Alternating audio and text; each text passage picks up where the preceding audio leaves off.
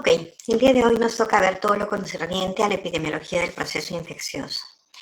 Es una clase importante porque es lo que hay en nuestro medio con mucha frecuencia, muchos procesos infecciosos. Entonces tenemos que tener mucho cuidado y tomar las medidas del caso, por supuesto, ¿no?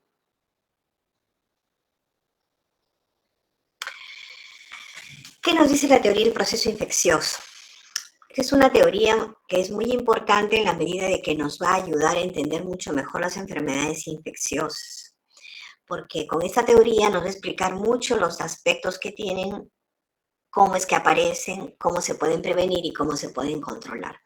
Finalmente, la prevención y control es la finalidad última de la epidemiología. Aquí también para el proceso infeccioso tenemos que tener en cuenta lo que ya habíamos visto de alguna manera, ¿no? Que es la relación huésped-parásito, ¿no? ¿Se acuerdan que para la historia natural también teníamos más o menos agente huésped-ambiente, ¿no? 3 elementos. Acá también se mantiene esta relación huésped-parásito, la cual es muy importante, y esa relación se puede dar en distintos contextos, por ejemplo, en el ambiente, ¿no? Tanto natural como social, ¿no? Y entonces por eso es que esta relación va a ser distinta en un lugar y en otro, ¿no? Otra cosa importante que hay que tener en cuenta es que cualquier microorganismo puede convertirse en patógeno si es que encuentra al susceptible adecuado, y sobre todo las condiciones ambientales adecuadas, ¿no?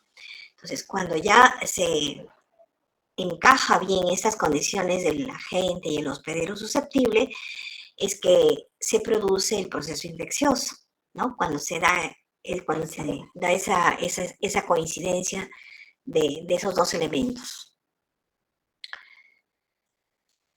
¿Cuáles son las condiciones naturales que tienen que tenerse en cuenta?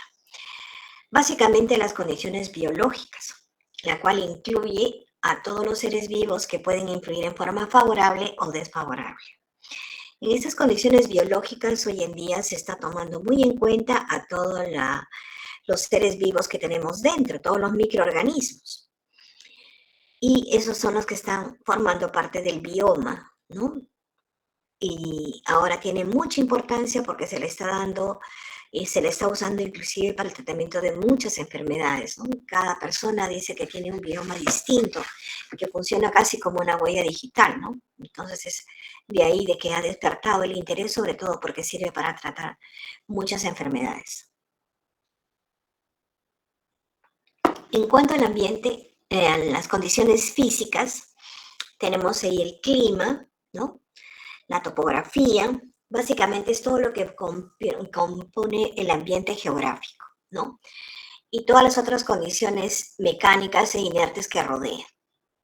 Entonces ya tenemos dos condiciones, las biológicas y las físicas. Todas estas forman parte de las condiciones naturales.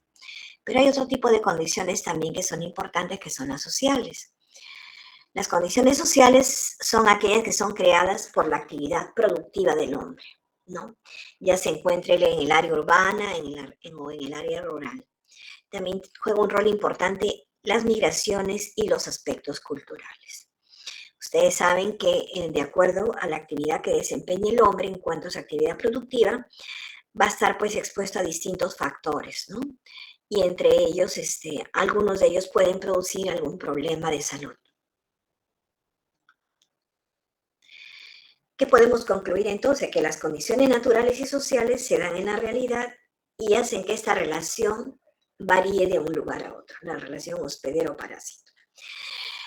Ustedes van a encontrar en algunos que dice hospedero-parásito o huésped-parásito, pero es lo mismo. Quizás lo más importante sería hospedero, ¿no? Porque hospedero es el que aloja, huésped es el que es alojado, ¿no? Pero bueno, lo usan indistintamente para expresar lo mismo, hospedero o huésped. Después dice, cualquier microorganismo puede convertirse en patógeno para el hombre si es que tiene un hospedero susceptible y condiciones ambientales adecuadas. De la interacción entre ambos, ¿no? Y un agente capaz de producir enfermedad bajo las condiciones ambientales determinadas, es que se produce el proceso infeccioso. Entonces, esto podemos concluir de todo lo que hemos visto. ¿Qué factores intervienen en el desarrollo del proceso infeccioso? Aquí viene un aspecto muy importante. Dice, los factores o elementos que intervienen en el desarrollo del proceso infeccioso es lo que se llama la cadena epidemiológica.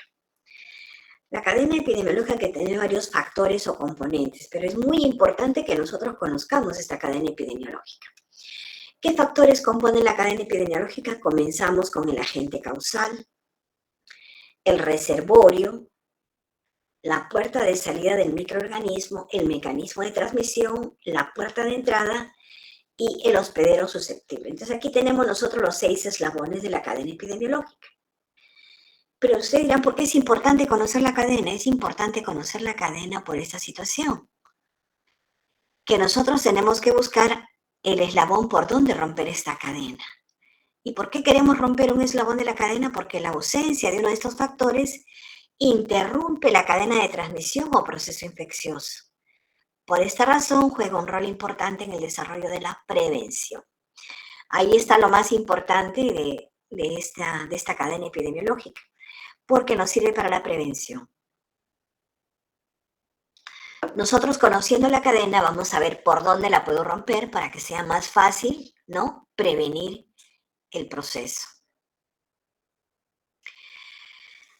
Vamos a hablar ahora de cada uno de los componentes. ¿A qué llamamos el agente etiológico? Nosotros veíamos por clases anteriores que el agente etiológico era generalmente el agente biológico, ¿no es cierto?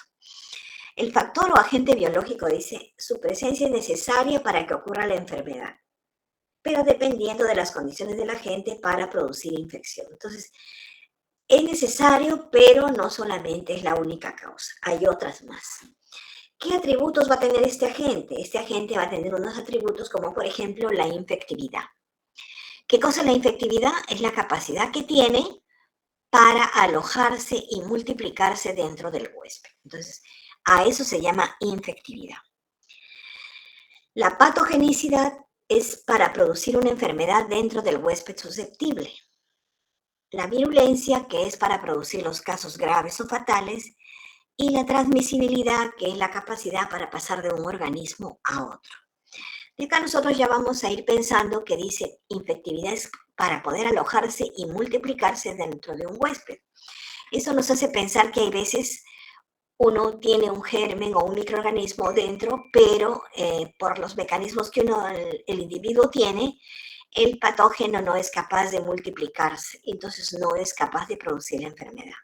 Eso lo vamos a ver más adelante, ¿no? Pero bueno, estas son los cuatro atributos importantes que tiene el agente etiológico. El reservorio, acá hay algo muy importante, dice. El reservorio es el hábitat normal del agente. El hábitat del agente patógeno puede ser cualquier ser humano, un animal, un artrópodo, planta, suelo, materia inanimada, pero es donde normalmente vive y se multiplica, es su casa de la gente, ¿no? Es donde normalmente va a estar. Puede estar en otro sitio, pero ese no es, vamos a decir que es su reservorio.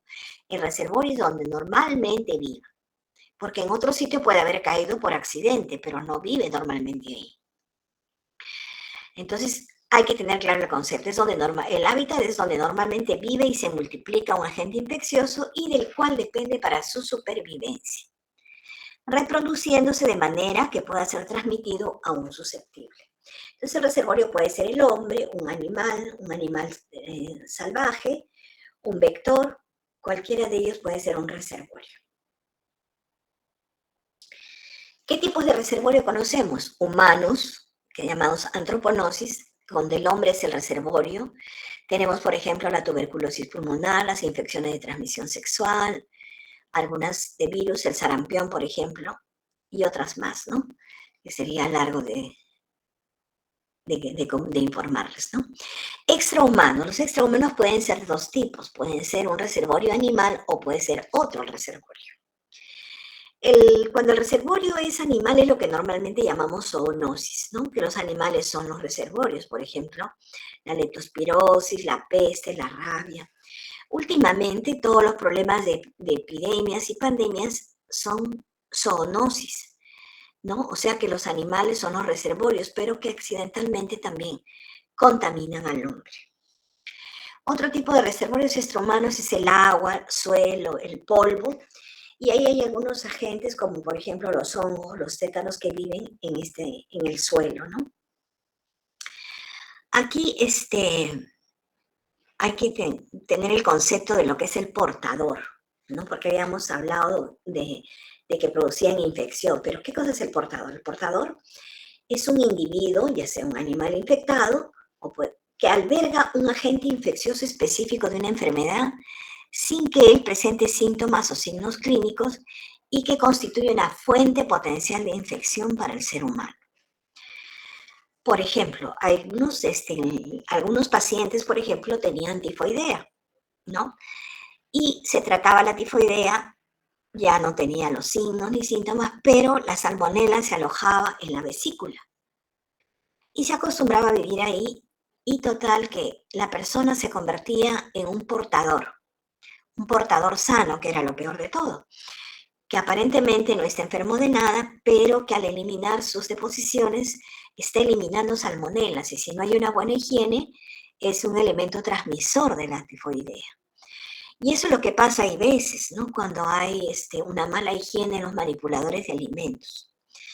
Entonces aquí tenemos reservorios humanos y extrahumanos.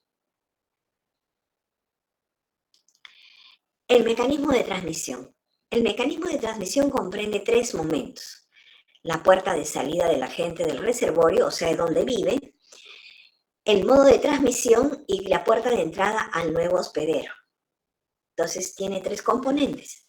Generalmente la puerta de salida y la de entrada puede ser la misma, o también puede ser diferente. Eso va a depender mucho del agente infeccioso. Este mecanismo de transmisión ocurre de 2 formas: de manera directa y de manera indirecta. A su vez, la de manera indirecta puede ser por medio de un vector, por vehículos de transmisión o por el aire. Entonces vamos a ver aquí 2 formas de transmisión. Lo que estábamos diciendo, ¿no? Por ejemplo, el mecanismo de transmisión, o sea, la entrada y salida.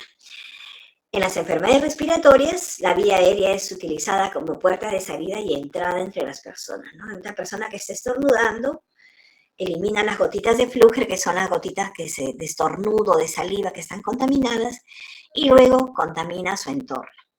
Si esto es muy frecuente, estas gotitas pueden quedar suspendidas en el medio ambiente, y entonces, de todas maneras, si no hay una buena ventilación, queda el ambiente contaminado, ¿no? Y ahí ya se van a generar ya entonces otro tipo de situaciones que vamos a ver más adelante, ¿no? Que quedan suspendidas esas gotitas en el aire. Después, por ejemplo, en las intoxicaciones alimenticias por estafilococo, el agente sale a través de una lesión abierta de la piel. Un manipulador de alimentos, por ejemplo, que se ha lesionado la mano, se ha cortado, se le ha infectado, pero sigue preparando los alimentos y no tiene mucha higiene ni se ha cubierto la lesión que tenía. Entonces contamina los alimentos. Y como dice acá, el agente sale a través de una lesión abierta de la piel y entra al nuevo hospedero por la vía digestiva con alimentos contaminados con la secreción de la lesión. Hay veces como dice, ay, no sé, tengo indigestión, me ha caído mal, estoy con diarrea después de haber comido tal cosa. Ocurre eso, ¿no? Que los manipuladores hay veces a la hora de picar se cortan, y si no hay una buena higiene se les infecta y esa secreción sale a los alimentos. Y eso es lo que produce la molestia digestiva.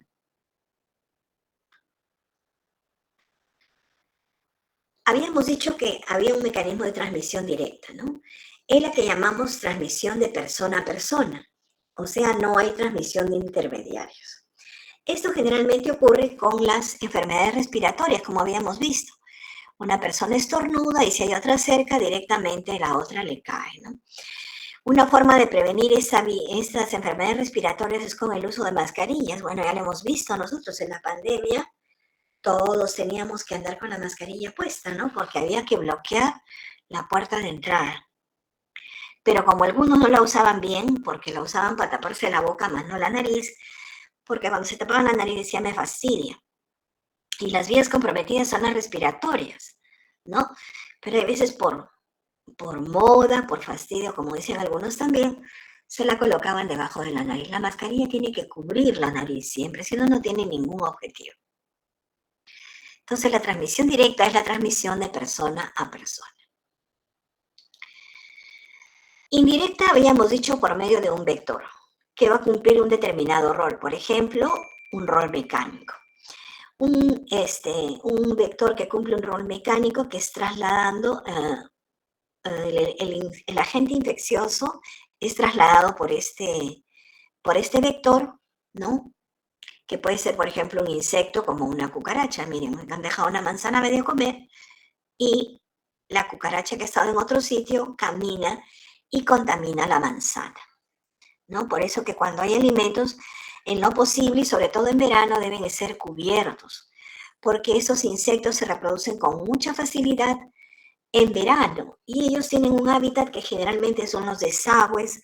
Todas las cosas sucias son el hábitat natural de las cucarachas, porque ellas tratan de buscar alimento siempre y de esa manera, al meterse pues en un desagüe, en la tierra, se contaminan y al pasearse por alimentos, lógicamente contaminan el alimento. Un vector biológico es aquel que el agente necesita para la multiplicación y desarrollo de su ciclo. Por ejemplo, el ciclo de vida del Plasmodium vivax que produce la malaria, parte de su ciclo lo desarrolla dentro del insecto, dentro del mosquito. Ese se llama un vector biológico, porque si no hay el vector, el agente no cumple todo su ciclo vital. Por eso que algunas de las medidas también están dirigidas hacia la fumigación, ¿no?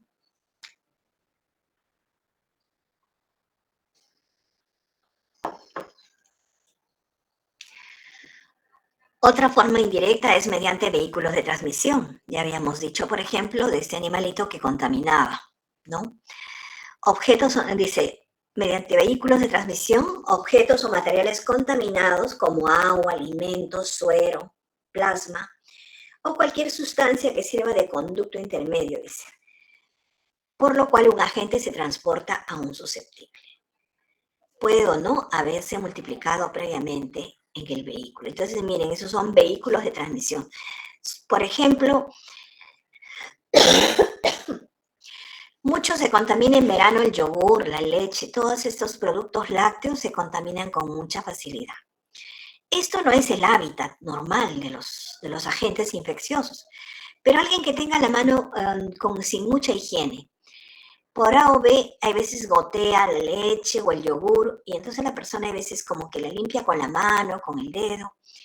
Y si está muy cerca de donde se está echando la leche o el yogur, se puede contaminar y queda contaminado. Y entonces ahí, con el calor, eso sirve como un medio de cultivo y se incrementa pues el agente infeccioso y produce el problema. Entonces ha sido una infección por medio de vehículos de transmisión. A través del aire, ¿no? Por aerosoles microbianos. Fíjense lo que dice acá, que son suspensiones aéreas de partículas constituidas total o parcialmente por microorganismos. Tienen un diámetro muy pequeño y son transportados hasta la puerta de entrada,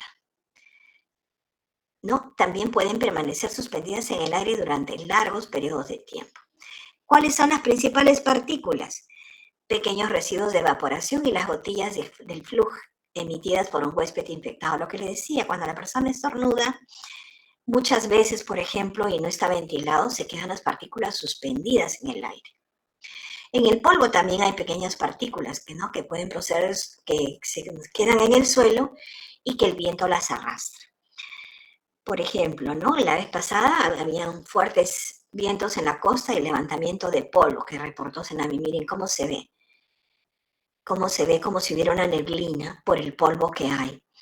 Bueno, pues todo lo que hay en el piso, imagínense a las personas que a veces escupen en el piso y se deseca con el sol, pero los gérmenes a veces siguen ahí. Cuando hay polvo, todo nos cae, ¿no? Se levanta el polvo. Igual también por el aire cuando se sacuden sábanas de personas que están contaminadas, por ejemplo, con parásitos, ¿no?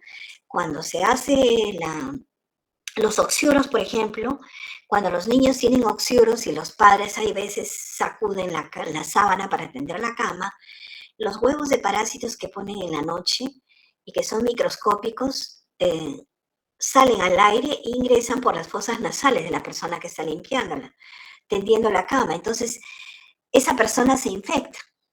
Y por eso que el tratamiento de oxiuros, ¿no?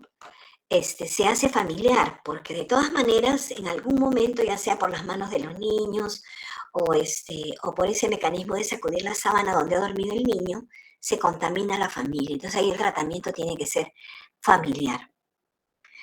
Después también imagínense aquí en esta playa que no está muy limpia, ¿no? A veces las personas van a la playa y no tienen el hábito de juntar todo lo que han llevado de alimentos, bebidas y lo tiran a la arena. Esta arena se contamina, se descompone y cuando vienen los vientos muy fuertes en la playa, todo nos cae encima. Entonces nosotros recibimos toda esa contaminación, entra por todo, por las fosas nasales, puede entrar por los ojos, es decir, puede tomar distintas vías. También nuestra piel se contamina. Entonces, esas son las infecciones a través del aire. En cuanto al hospedero o huésped susceptible. El hospedero o huésped susceptible puede ser una persona o animal vivo y que en circunstancias naturales se permite la subsistencia o el alojamiento de un agente infeccioso.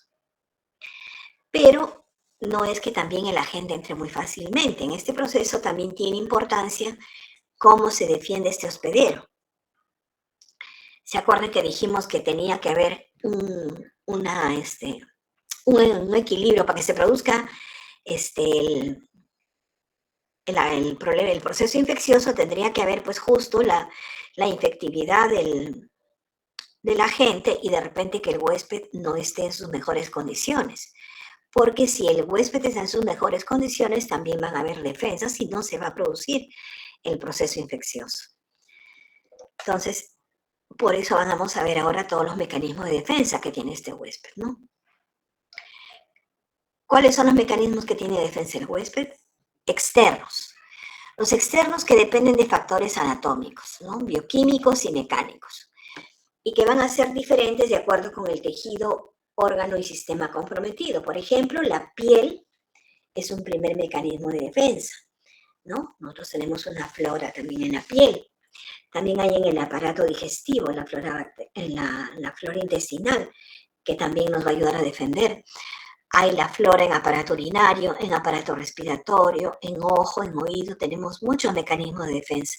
Por ejemplo, en el ojo, las pestañas es uno de los factores anatómicos que evitan que ingrese pues muchas cosas al ojo, quedan como un filtro. Por ejemplo, no sé si ustedes han visto cuando hay veces uno lija o hay mucho polvo y uno tiene el reflejo de cerrar el ojo, en las pestañas se queda a veces hasta el polvo blanco cuando uno está lijando una pared o algo así, sirven de protección al globo ocular. Entonces, por eso hay algunas cosas que son naturales, propias del hospedero. También hay mecanismos internos, que son las células internas las que lo desarrollan. Por ejemplo, la fagocitosis, la inflamación, la fiebre, la inmunidad humoral. Todos esos son mecanismos internos. La fiebre es un mecanismo de defensa. Igual también la inflamación, porque hay un incremento del riego sanguíneo, por eso que está rojo, ¿no? Todo esto con la finalidad de traer más células que defiendan al organismo. ¿Qué otros mecanismos tiene defensa el huésped? También mecanismos adquiridos. ¿Cuáles son los adquiridos? El que el hombre ha desarrollado para controlar el proceso. Por ejemplo, vacunas, antibióticos.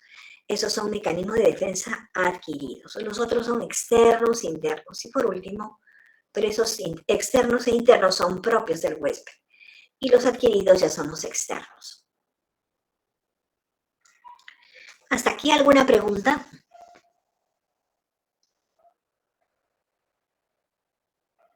¿Preguntas? A ver si alguien me ayuda, porque como estoy con la pantalla completa no veo. Si hay alguna pregunta, si han escrito algo. Ok.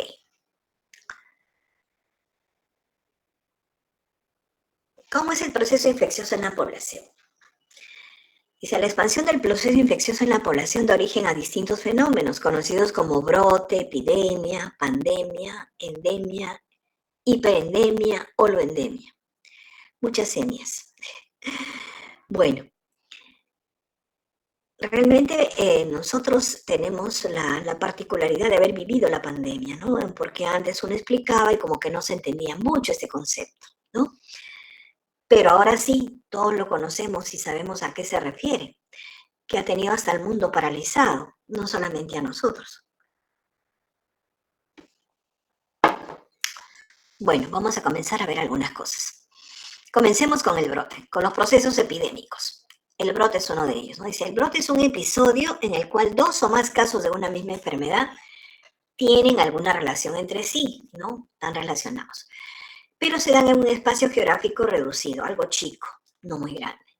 Pero ojo que puede ser el inicio de fenómenos más complejos si no se controlan a tiempo. Hay brotes de distintos tipos. Yo les había hablado también, por ejemplo, un brote se produce cuando hay una contaminación alimenticia, ¿no? Que son las ETAs que le llaman, que son las enfermedades transmitidas por alimentos, ¿no? Que un grupo de personas determinado asiste a una reunión o participan de comer alguna cosa y luego proviene el cuadro digestivo, ¿no? Entonces, ese es un brote, ¿no? Pero hay distintos brotes, también hay el brote de dengue, brotes de otras enfermedades que no se producían que de repente aparecen, ¿no? Fíjense lo que pasó, esto es bueno siempre tenerlo en cuenta, cómo comenzó la pandemia de COVID, ¿no? Esto que están en los recuadros es lo que iba apareciendo en las páginas de la OMS, ¿no? Y miren cómo comienza, dice, el actual brote de enfermedad por coronavirus, COVID-19, fue notificado por primera vez en Wuhan el 31 de diciembre del 2019. Recién en esa fecha dijeron que estaban frente a un brote de un coronavirus, ¿no? Entonces, ¿qué hizo la OMS? Avisaron a la OMS está colaborando estrechamente con expertos mundiales, gobiernos asociados, para ampliar rápidamente los conocimientos científicos sobre este nuevo virus, rastrear su propagación y virulencia y asesorar a los países y las personas sobre las medidas para proteger la salud y prevenir la propagación del brote. Entonces, como un brote el 31 de diciembre. Luego viene el otro concepto, ¿no? Aquí imagínense, acá tenemos brotes a cada rato, miren.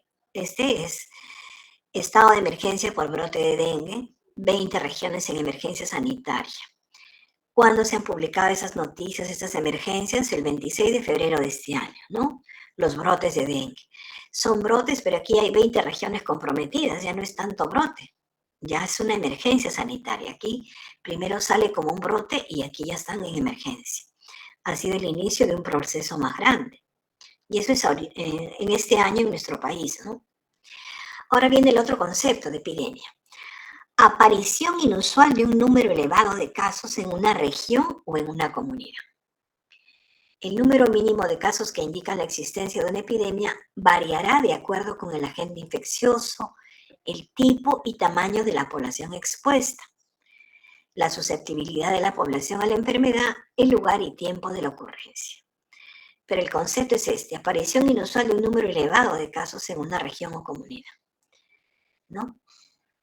Aquí están, por ejemplo, aquí en nuestro país cuando llegó, ¿no? Los 4 distritos de Lima Metropolitana con mayor casos de COVID estaba entre ellos.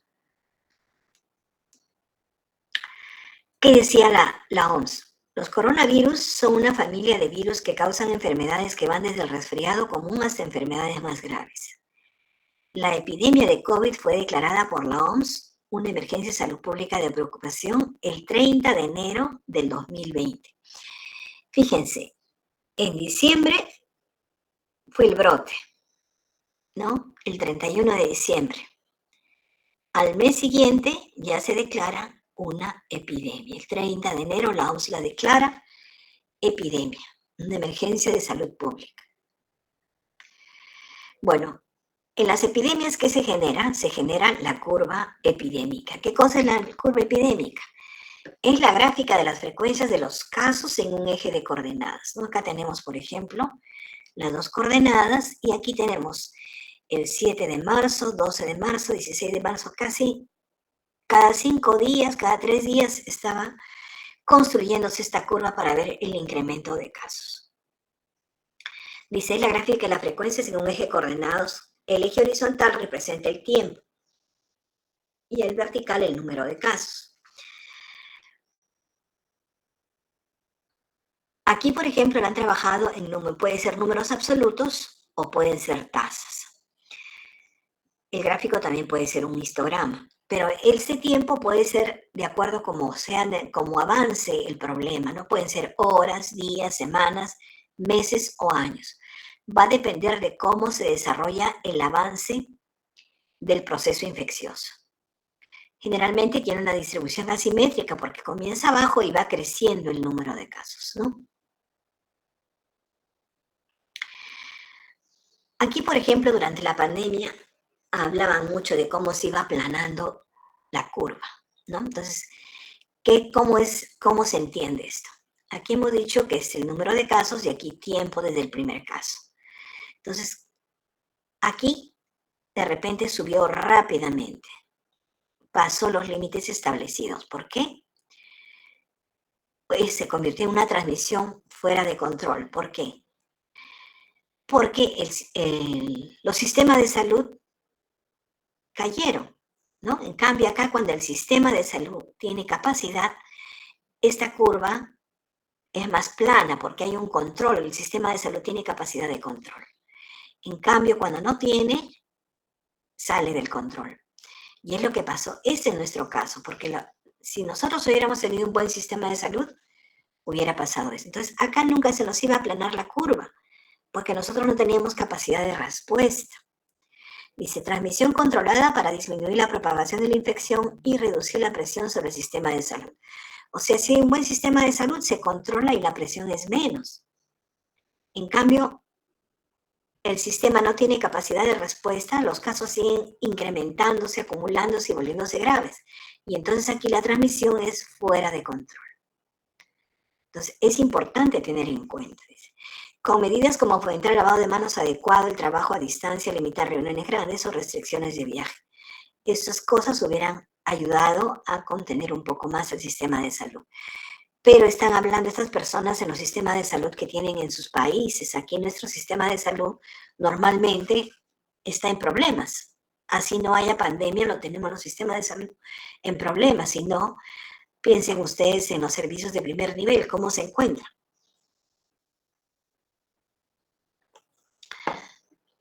¿Qué cosa es la pandemia? La pandemia es una epidemia que se ha extendido ampliamente a diferentes regiones del mundo, afectando a un gran número de personas. Este término se refiere más a la extensión geográfica, más no tanto a la gravedad, sino a la extensión. Pero ello no quiere decir que en algunas situaciones la gravedad acompaña al cuadro de la enfermedad que se propaga. Aquí era una pandemia y además era grave porque la gente se moría. Eso fue lo más penoso que tuvimos. No solamente era una expansión geográfica, sino que era una enfermedad grave. Nunca antes visto que se moría la gente. Aquí en nuestro país, el 6 de marzo del 2020, se confirmó el primer caso de COVID, ¿no? Y ahí comenzó nuestro presidente de turno a estar hablando todos los días, ¿no? ¿Qué pasaba con la pandemia, ¿no? Informaba de medidas adoptadas por el estado de emergencia. ¿Qué es lo que dice la OPS y la OMS? Dice, la OMS caracteriza a COVID-19 como una pandemia el 11 de marzo, miren, el 11 de marzo ya lo caracterizó como una pandemia. Nosotros tuvimos nuestro primer caso el 6 de marzo, pero el 11 ya, miren cómo ha ido cambiando. A fines de diciembre fue un brote, algo chico. A fines de enero, una epidemia, ya algo más grande. Y ya para marzo era una pandemia en todo el mundo. La OMS está devaluando este brote durante todo el día y estamos profundamente preocupados tanto por los niveles alarmantes de propagación y gravedad como por los niveles alarmantes de inacción. Por lo tanto, hemos evaluado que COVID-19 puede caracterizarse como una pandemia. Pandemia no es una palabra para usar a la ligera o descuidadamente.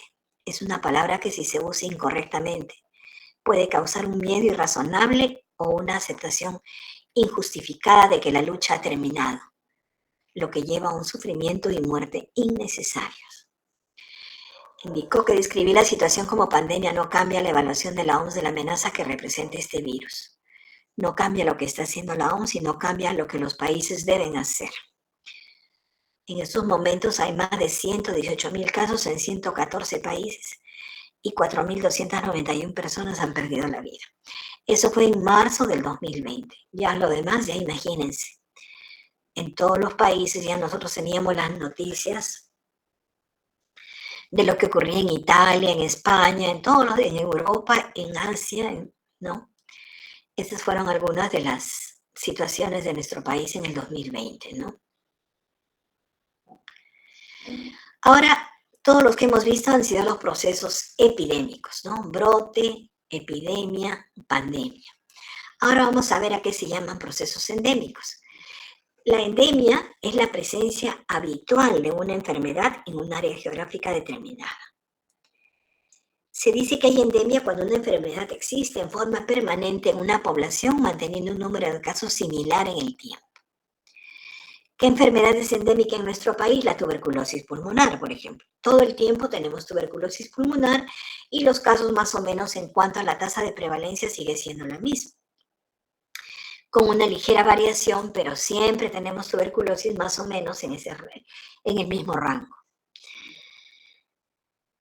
Aquí tenemos, por ejemplo, una página de la OPS en la que habla sobre la fiebre amarilla. Dice, la fiebre amarilla es una enfermedad vírica aguda hemorrágica que es endémica en áreas tropicales de África y América Latina.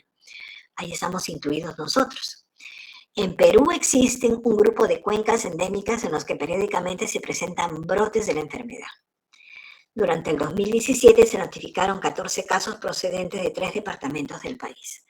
O sea que nuestro país está considerado dentro de los países que tienen la fiebre amarilla como una endemia. Bueno, en la selva ocurre eso, ¿no es cierto?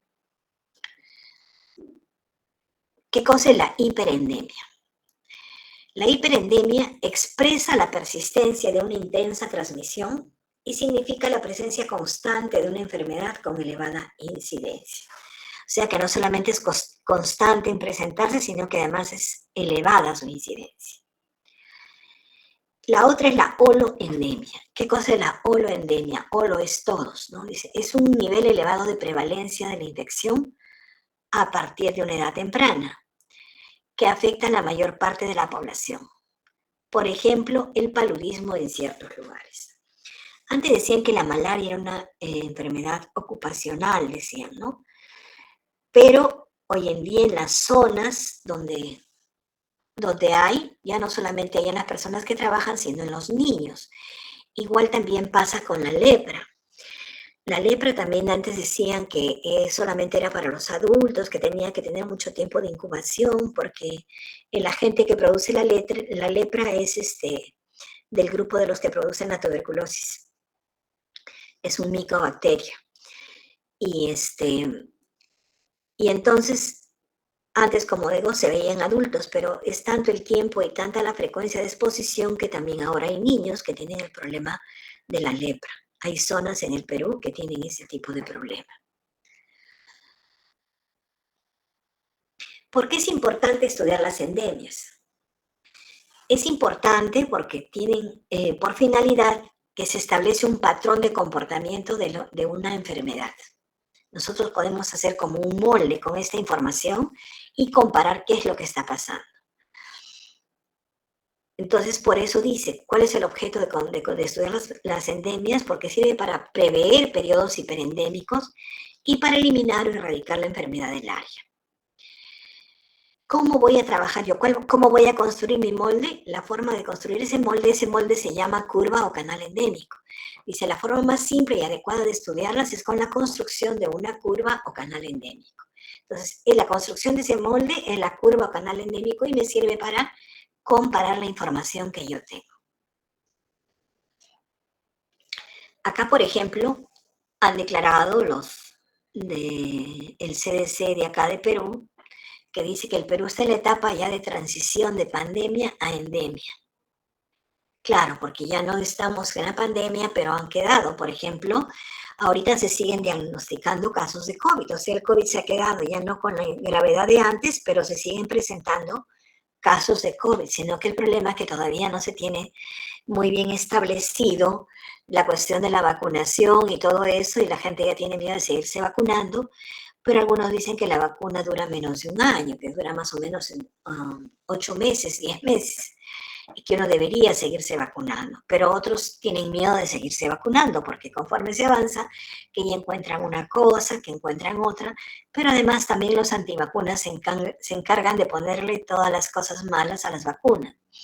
Eso ya queda como una decisión que tome cada uno después de informarse. Entonces, antes de tomar una decisión, uno tiene que informarse en revistas, en estudios serios, ¿no? Y tomar su propia decisión. ¿Qué cosa es la curva o canal endémico? Dice, la curva endémica es un patrón del comportamiento que se construye a partir de la incidencia mensual de la enfermedad correspondiente a varios años. Generalmente el ideal es tomar unos 7 años, ¿no? Pero se pueden tomar menos años y ya vamos a ver por qué. Les vamos a explicar. Vamos a ver ahora una tabla que dice, en la siguiente tabla se presentan casos de tifoidea correspondiente a 7 años, con lo cual se construirá una curva endémica y la adaptación es con datos hipotéticos para fines docentes. Así que, por favor, no piensen que esos son los casos reales, no, sino son adaptaciones con fines docentes. Acá tenemos, por ejemplo, datos de fiebre tifoidea desde el 2012 hasta el 2018. Tenemos 7 años. Entonces acá tenemos en los 12 meses, ¿no? Y el total por año. Entonces tenemos 7 años y además la información está por meses. ¿Qué hacemos con esto? ¿Cómo construimos la curva canal endémico? Acá no le pongan tanto, tienen que darse cuenta, léanlo ustedes en su casa con tranquilidad, pero en la práctica es donde vamos a tener que desarrollarlo. Así que no se desesperen si no entienden todo, léanlo con tranquilidad en su casa y luego cuando hagan su práctica ya lo van a entender mucho mejor. ¿Cómo son los pasos? Por ejemplo, las frecuencias de cada mes se ordenan de menor a mayor con los datos de todos los años que corresponden a la serie. Así, por ejemplo, si tomamos el mes de enero de todos los años, ¿qué tenemos? Miren, aquí hemos tomado enero de todos los años. Perdón, de todos los años aquí, 50, 25, de esta manera.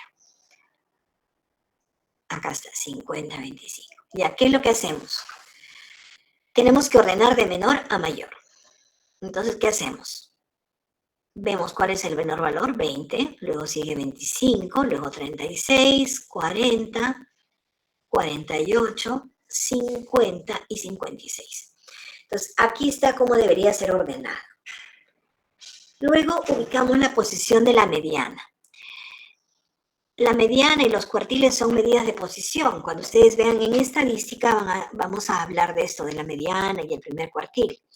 Pero bueno, por lo pronto tenemos el concepto de que la mediana es el valor medio de la distribución. Entonces, n más 1 entre 2.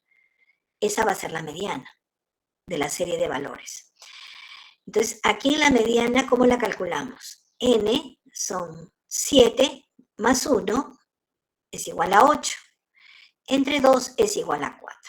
Entonces, el cuarto valor va a ser la mediana. Entonces, 1, 2, 3, 4. El cuarto valor cae en 40, ¿no?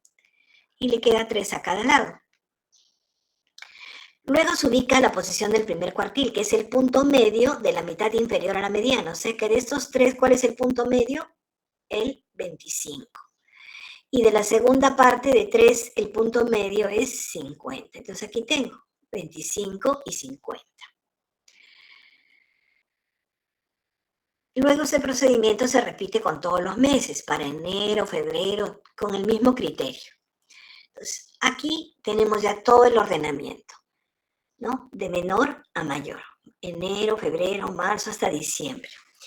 Entonces, aquí el punto medio, ¿se acuerdan? Era 40, ¿no? Entonces, ese va a ser el punto medio. Para enero, Q2 o mediana va a ser 40. El otro era el punto medio, en lo que está por debajo de la mediana, y es el Q1. Y por encima de la mediana, el punto medio es aquí, sería el Q3. Entonces tenemos aquí Q1, Q2 y Q3. El Q2 es la mediana, es lo mismo el Q2 que la mediana. Entonces ya tengo organizado mis datos. Cuando están organizados me olvido de los años, no van a querer seguir, ¿dónde pongo el 2012 ni nada? Cuando ya se hace el ordenamiento se pierde el año, el número del año. Entonces, ya con esta información, ¿qué voy a hacer? Voy a trabajar un gráfico con el Q1, Q2 y Q3. Dice, los 3 valores de cada mes, la mediana, el primer cuartil y el tercer cuartil, se trasladan a un eje de coordenadas en el cual el eje vertical representa el número de casos y el eje horizontal los meses. Dice, en la dirección correspondiente al mes se representan los 3 valores con 3 puntos. Y luego se unen los puntos de los 12 meses conformando de este modo 3 líneas. La línea superior corresponde a Q3, la intermedia a Q2 y la inferior a Q1. Por lo tanto, el espacio va a quedar, el gráfico queda dividido en zonas, que las vamos a ver acá. Miren, acá está Q1, que es el verde, Q2 el azul y Q3 el rojo. Lo voy a dividir en zonas. Lo que está debajo de Q1 se llama zona de éxito. Después, entre Q1 y Q2, la zona de seguridad. Entre Q2 y Q3, la zona de alarma. Y por encima de Q3, la zona de epidemia. Entonces, miren ustedes, son 4 zonas. Y manejen con esos nombres, por favor. No quiero que me cambien los nombres, porque no sé por qué les encanta cambiar de nombre a las cosas. Es zona de éxito, zona de seguridad, zona de alarma y zona epidémica. O de epidemia ya, si quieren cambiar. Pero no me cambien por otros nombres, porque siempre me terminan poniendo otra cosa. Entonces, que eso quede bien claro. Entonces, ya hemos hecho nuestro patrón de comportamiento. Así es el comportamiento, el molde para la tifoidea que he construido. Entonces, esto lo utilizo para comparar con otros datos. Por ejemplo, ¿cómo lo aplico este patrón? Acá tengo mi patrón de comportamiento, los 3 colores de aquí. Q1, Q2 y Q3. Dice, si contamos con la información del año 2019, datos hipotéticos, y queremos saber qué comportamiento tuvo la tifoidea, se ubica la información en el patrón de la curva endémica y comparamos. Entonces, esos 3 colores de acá es mi patrón de comportamiento, los 3. Y sobre eso trabajo, ¿qué cosa? Trabajo los cuartiles, la información del 2019. Entonces, en enero, por ejemplo, 20. Acá está, 20. Febrero 22, un poquito más arriba. En marzo 30, en la línea. Y así sucesivamente. Luego uno todos estos puntos. ¿Y qué cosa observo? Estos puntos de acá, hasta julio, más o menos están en el rango del patrón de comportamiento. Pero ¿qué pasa en julio? Agosto, septiembre y octubre. Están fuera ya del patrón. Están en la zona que correspondía a la epidemia. O sea que aquí tengo yo meses como agosto, septiembre y octubre que están en zona epidémica. Quiere decir entonces que en el año 2019 ha habido, ¿no?, una epidemia de tifoidea, ¿no? Porque los valores se han salido, ¿no?, del patrón de comportamiento, están en la zona de epidemia. Entonces, cuando ocurre esto, como siempre les digo a los alumnos, hay que confirmar lo que no está viendo. Si están bien los registros, si han notificado bien, de repente han aumentado los notificadores de casos y por eso antes había ese número, pero no eran notificados y ahora como hay más personas están notificándose mejor. Entonces, uno no se conforma solamente con ver que estamos en epidemia, sino confirmar que realmente esto está ocurriendo.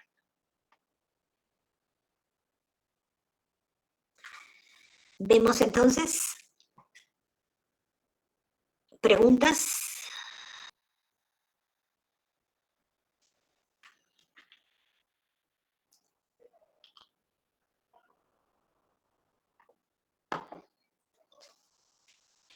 No hay preguntas.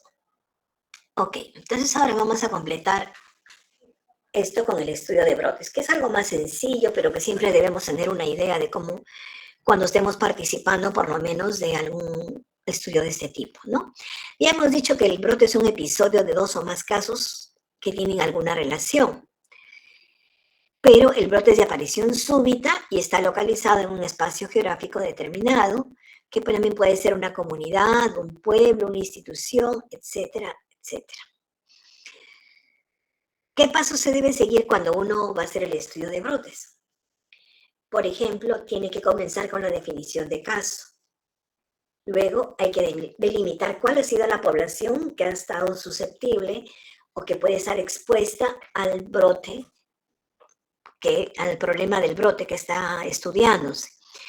Luego hay que confirmar esta existencia del brote para poder inferir asociaciones. Una vez que tengo la asociación, tengo que ver los datos adicionales, este factor de dónde salió, cómo se generó, ¿no? Y luego caracterizar el brote y hacer un plan de acción. ¿Se acuerdan un poquito ustedes de lo que hacía Snow, ¿no? Quizás no con tanta precisión para su definición de caso, pero sí, por lo menos estaba delimitando cuáles eran los que se habían enfermado, que eran todos los que tomaban el agua, los había mapeado y veía que estaban alrededor de la bomba de agua. En cambio, se daba cuenta que los que trabajaban en la cervecería no tomaban agua. Entonces estaba viendo quién era la población expuesta. Luego comenzó a sospechar del agua y comenzó a buscar que el agua esté contaminada, ¿no? Buscaba varias cosas más, hasta que por fin se dio cuenta de que el brote tenía que haber sido por algo, una fuente común para que todos se hayan enfermado a la vez, ¿no? Y luego su plan de acción o su intervención fue cerrar la manilla. Entonces miren ustedes que Snow en el año que lo hizo de una manera increíble sin haber tenido pautas previas, ¿no? Simplemente con un razonamiento lógico. Más que lógico, epidemiológico. Comencemos con la definición de caso. ¿Qué cosa es la definición de caso? La definición de caso es una definición operacional que se hace para poder discriminar los casos que corresponden al brote, básicamente, ¿no? Entonces, la definición de caso, al comienzo, trata de ser simplemente muy sensible, o sea, que capte la mayor cantidad de personas, aunque no sea muy específica. Lo que trata es de captar. Y ya es tener un tamiz grande y después ya comienza a hacer los tamices más chiquitos, pero lo primero es tratar de captar la mayor cantidad de personas con la definición. El objeto de esta definición de caso es hacer una rápida caracterización del brote en cuanto a magnitud e intensidad, porque de acuerdo a eso nos va a decir cuánto es la tasa de infección.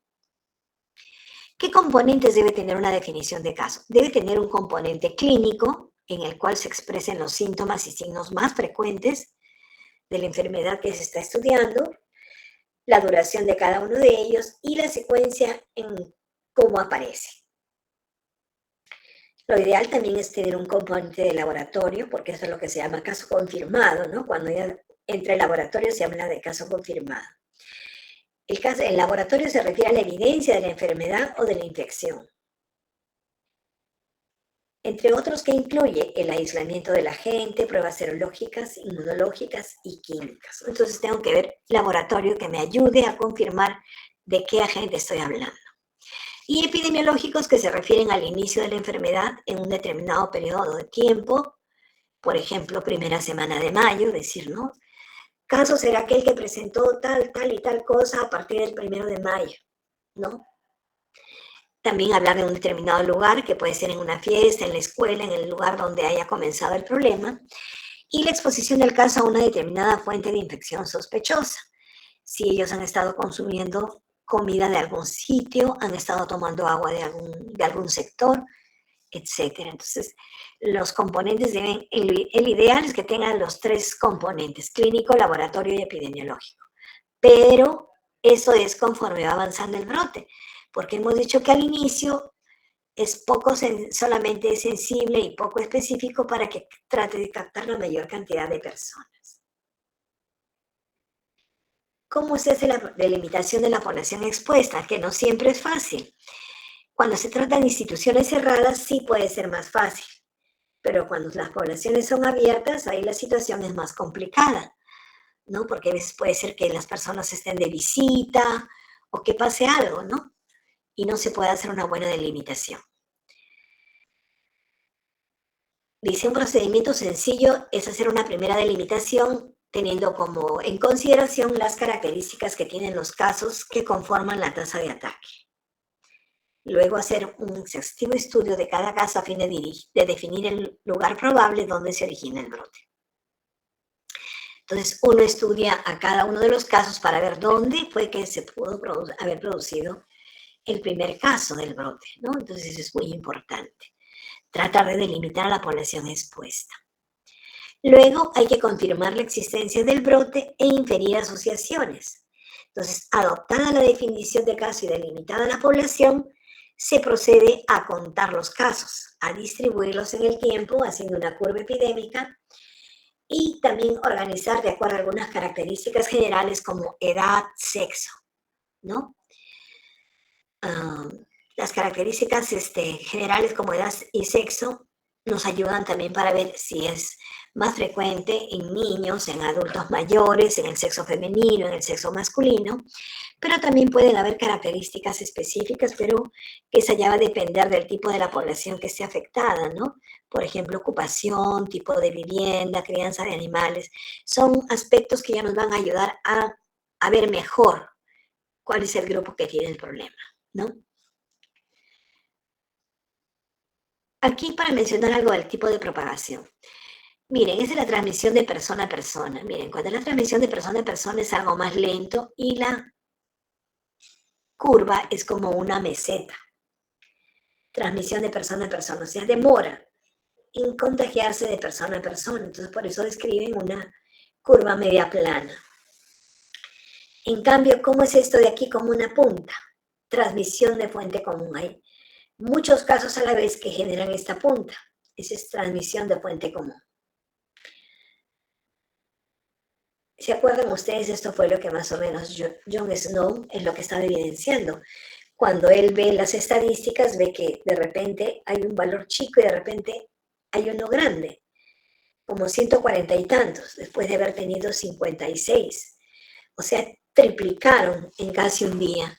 Entonces, eso no puede ser transmisión de persona a persona, sino transmisión de fuente común, porque en un espacio muy periodo de tiempo se tienen casos que se elevan pero bruscamente, ¿no? Y que hacen sacar un pico.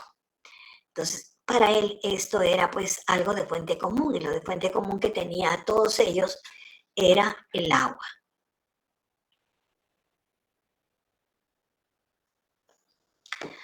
Búsqueda de datos adicionales.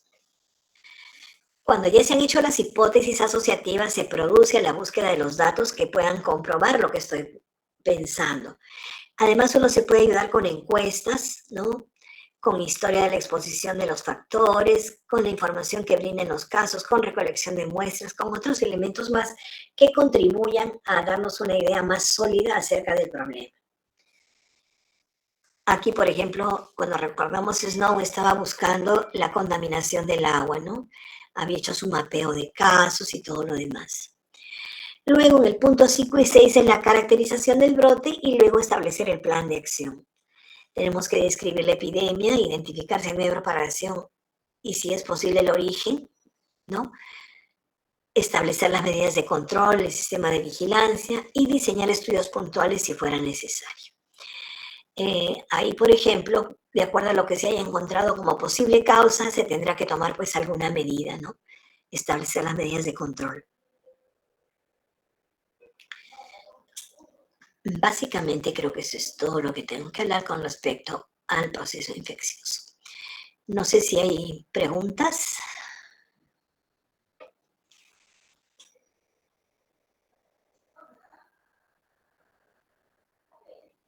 ¿No hay preguntas? Bueno, entonces registren su tercera asistencia, el tercer control y listo.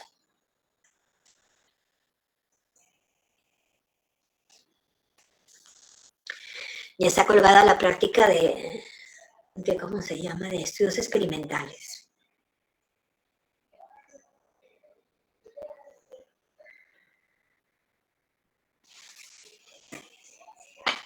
¿Todos están bien o han salido ustedes también a la calle? Han tenido que salir porque la calle está media fea. Hay muchas movilizaciones. Sí, profesora, por acá está feo. Sí, se ve en la televisión, está pasando que hay muchas hay marchas y lo más triste de eso es que siempre se infiltran para hacer quedar mal a los que están marchando y ahí viene la represión. Por eso hay que tener cuidado cuando se van esas cosas. Pero lo cierto es que la situación ya no da para más también, ¿eh?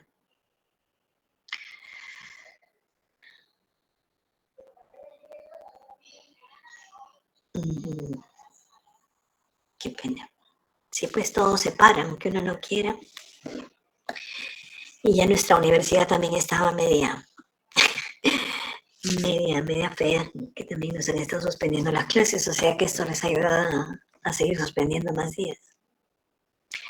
Hasta el sábado se han suspendido las clases, o sea que van a tener que hacer todo virtual. Bueno, entonces hagan su control de asistencia y nos quedamos aquí hasta la próxima semana. Muchas gracias, licenciada. Gracias, profesora. Gracias, profesora. Hasta luego.